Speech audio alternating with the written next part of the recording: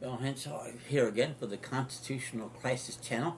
This one's my own little pet peeve video of current events, and this just happened to me earlier this week, and it involves a meeting of the City Council out here where I am. And I should say at the beginning, by the way, these City Council meetings, even where I am, 25 or 30 people, it's a good turnout there. And I think these should be much better attended, particularly where you are, because a lot of business gets transacted at these meetings. And we could use people there that have learned some of the laws that I'm teaching you to go in there and sit in there and see what goes on and why it does, and be able to talk, because you get a chance to give public comments, which is what I had intended to do. And if you do it well, that can make a big difference. So I encourage my viewers to go out there, even if it's only once a month or so, to these city council meetings and get a feel for what goes on there and how you can get involved in the process. In my case, I was loaded for bear because I had wanted to go to the meeting 2 weeks earlier on this issue, because I had one of these infamous red light camera tickets I'm doing for a friend of mine. And I wanted to go because at the earlier meeting, they actually had the vendor there that was running these red light camera tickets. The vendor's from Arizona, out of state, quote unquote. And that creates a lot of serious constitutional problems to start with. But I decided not to, because on that particular day, I wasn't as certain as I normally am that I could control the volcanic anger that I have, especially with these idiots in attendance, number one. More importantly, they hadn't yet received a subpoena from this red light case yet. So I said, fine, I'll wait 2 more weeks. They're going to have a week or 10 days to go over it, and we'll see what develops. So I go, and I show up there, and I get there right on time, and I sign in. I fill out the little form so I can be sure to get my 3 or 4 minutes to be heard in my public comments, which is the first thing they do. Well, actually, what they do is they do the attendance count to be sure all the troops are there, and the Pledge of Allegiance, which I'm not there to attend that, because if I'm there for the Pledge of Allegiance, it goes south in a hurry, because as soon as they stand up and say, I Pledge of Allegiance, I'm up there to the flag, the Nazi salute. It's a Nazi flag, National Socialist Government, so I do not attend that part of the service. Public comments are normally the first thing on the agenda after that.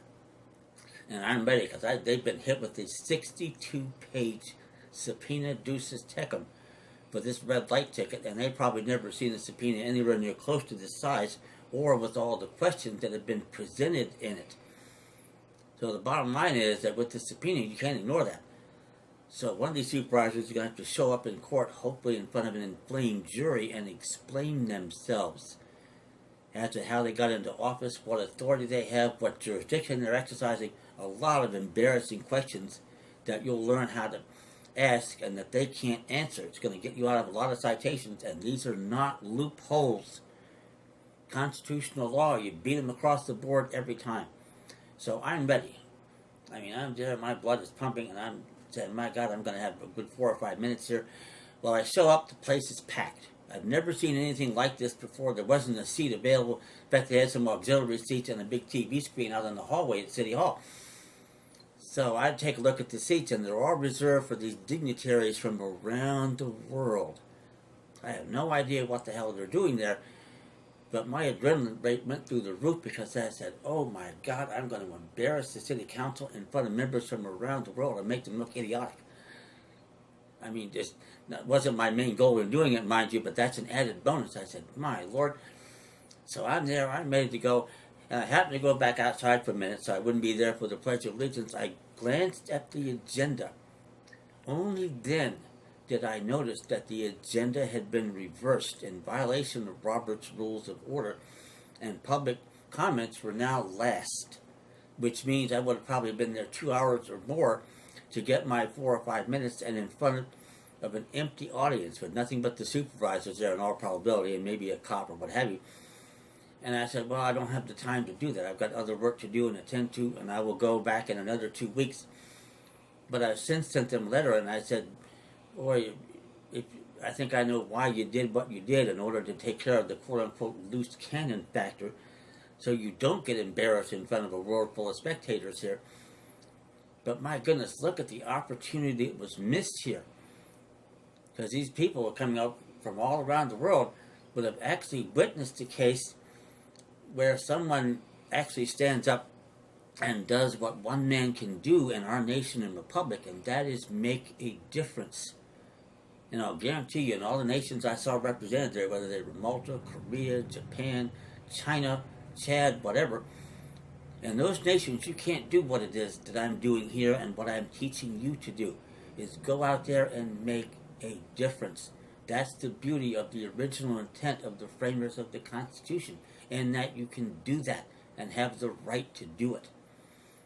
And I said, oh my God, what a great civics lesson that would be. They could go back to their nations and say, hey, will you believe this?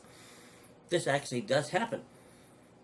And it gets better, because I had intended, notwithstanding who was there or who was not there, to challenge the city council to arrest me on the spot with any charges they wanted to do. Practicing law without license, domestic terrorism. I mean, who the hell knows? Send me to get Guantanamo Bay. I'm fine with that. Go for it. I'm ready for you the next court day with 585 jury instructions, and we're going to see who walks out of there. I was ready to do that. I said, if that's what you think I'm doing, go for it.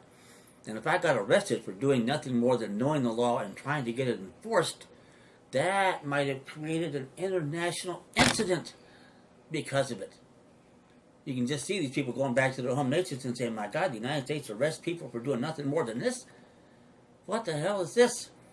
Which would be a very good question. I will report back on this after the meeting of the 22nd, assuming that there is going to be one. Now, that's Christmas week, so who knows? They're probably maybe on vacation out there in Aspen, skiing or whatever. Maybe no meeting. I don't know yet. But at the next meeting I get a chance to get to, it's going to be friendly and even a little bit of fun. In fact, there's a lot of humor in this, or would be, if the situation wasn't so damn serious. My gosh, this would just been a great opportunity to make people look as silly as they really are, and in front of a room full of spectators, and I regret at the moment I have missed that opportunity. If I can later do it in front of 12 of my peers, I'll be considered vindicated. Thank you.